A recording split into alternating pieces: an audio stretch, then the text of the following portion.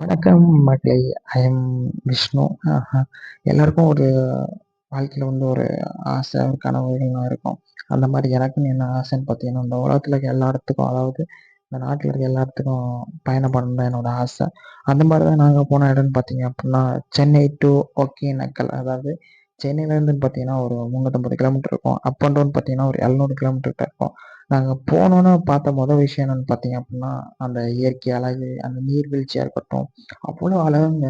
அதுக்கு அடுத்துன்னு பார்த்தீங்க அப்டின்னா, அந்த போட்டு பயணம் செய்யும்போது, அந்த கூமாப்பட்டி வாங்க அப்டின்னு சொல்லுவாங்கல்ல, அந்த மாரி தான் ஏங்க ஒகேனக்கல் வாங்க அந்த மாரி தான் இருந்துச்சு. ஆனா செம்ம ஒரு என்ஜாய்மெண்ட் அந்த போட்லலாம் அப்டி போகும்போது, ஆ வாழ்க்கையில எவ்வளோதான் கஷ்டங்கள் இருந்தாலும், அந்த போட்லயா இருக்கட்டும், அந்த பயணங்கள் செய்யும்போது, ஆ அளவு கடந்த ஒரு சந்தோஷங்க.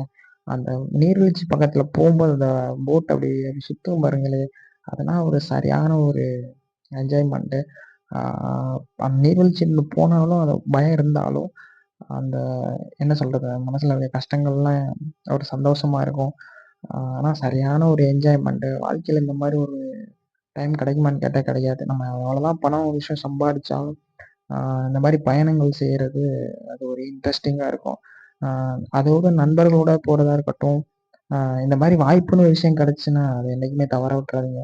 வாழ்க்கையில எவ்வளோ பெரிய கஷ்டங்கள் இருந்தாலும், நம்ம சந்தோஷமா நம்ம பசங்களோட போகும்போது அது ஒரு ஜாலியா தான் இருக்கும். ஆ அதே மாரி பணம் சம்பாரிக்கிறது